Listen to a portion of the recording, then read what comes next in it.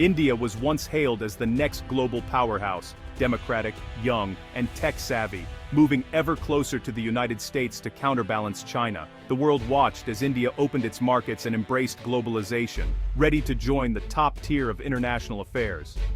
But the global order shifted abruptly in the late 2010s. The Trump administration's America First doctrine unleashed tariffs and trade wars, upending the rules overnight. India, reliant on U.S. markets, suddenly found itself targeted, its industries labeled adversarial, its export dreams unraveling. The optimism of decades gave way to confusion and anxiety as India's careful foreign policy balancing act crumbled. The promise of a rules-based order evaporated, and India was left exposed, a casualty in a conflict it didn't start. The global stage, once full of opportunity, now seemed perilous and unpredictable. India faced a fundamental crisis. In a world where power trumped partnership, it could become a pariah overnight. The nation was forced to confront a new reality: survival in a world where alliances were fleeting and self-interest ruled. The trade war's first blows hit India's core industries, steel and aluminum, crippling exports with sudden, steep tariffs. Factories that had modernized for U.S. standards saw orders vanish, debts mount, and production grind to a halt. The U.S. then revoked India's generalized system of preferences, stripping duty-free access for thousands of small businesses. Artisans, leather workers, and textile producers lost their main market, their livelihoods threatened overnight.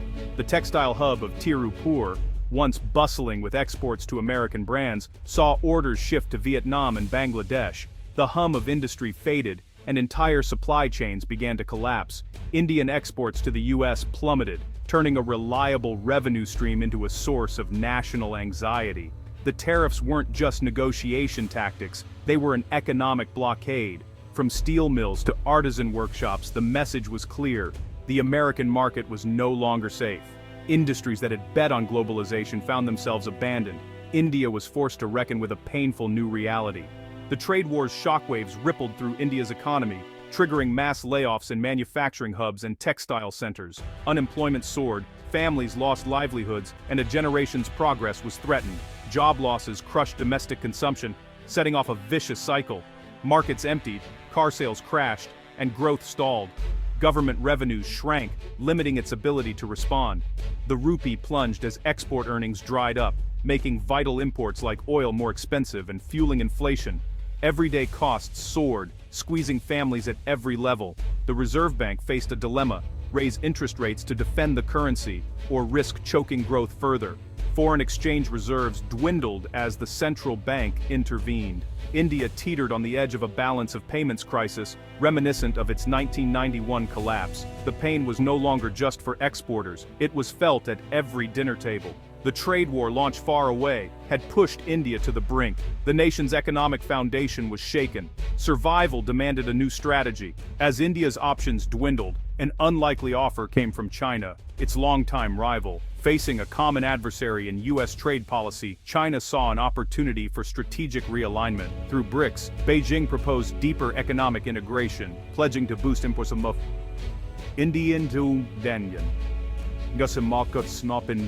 Hit by U.S. tariffs. China fast-tracked approvals for Indian pharmaceuticals and committed to buying Indian agricultural products. Skepticism in New Delhi gave way to pragmatism. India needed relief, and China offered it.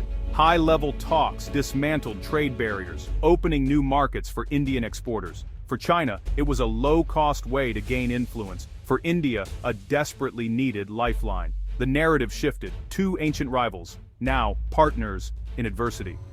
China's embrace was tight, but for India, it felt like rescue. A new Asian-led economic order was taking shape.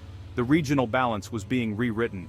BRICS cooperation moved from talk to action, launching joint infrastructure and trade projects linking India and China. The Bangladesh, China-India-Myanmar economic corridor was revived, with China investing in Indian transport networks to boost regional trade. BRICS nations accelerated local currency trade, launching the BRICS pay system to bypass the US dollar. The new development bank funded joint projects, from renewable energy parks to modernized ports, deepening financial integration. Indian exporters gained stability, no longer at the mercy of dollar fluctuations. The NDB became a real alternative to Western financial institutions.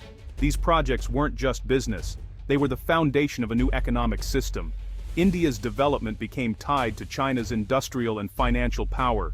Together they built a parallel architecture, independent of the West. The quiet rebellion against the dollar order had begun.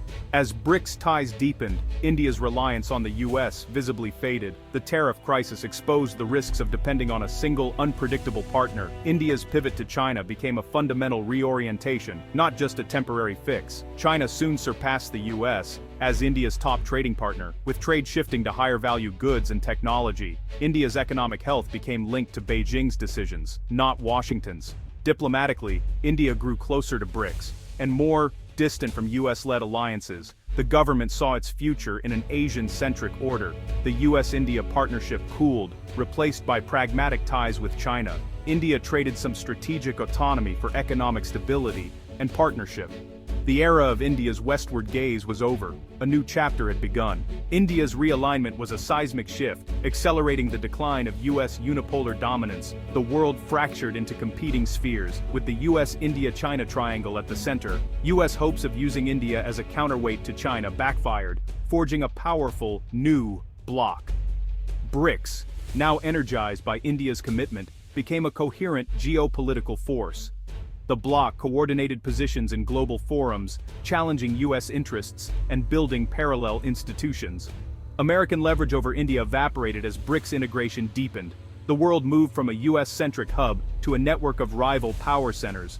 Multipolarity brought complexity and instability. Alliances were fluid, competition fierce. US actions, meant to reassert dominance, instead exposed its limits and catalyzed a rival coalition. The unipolar era ended. A new contest for global influence had begun. Looking back, India's trade crisis and pivot to China is a textbook case of unintended consequences. America's protectionist policies, meant to isolate China and draw India closer, achieved the opposite. The US inflicted economic pain on an ally, pushing India into China's arms. The result? A new Sino-Indian partnership, forged by necessity and solidified within BRICS. The US accelerated its own decline, prioritizing short-term politics over long-term alliances. Nations worldwide took note, seeking alternatives and building resilience. BRICS economic and financial systems became real, not just theoretical. India and China, once rivals, now shape a new world order as rulemakers. America's attempt to bend the world to its will backfired, creating a formidable coalition. The multipolar world is here to stay. Its consequences will define the century.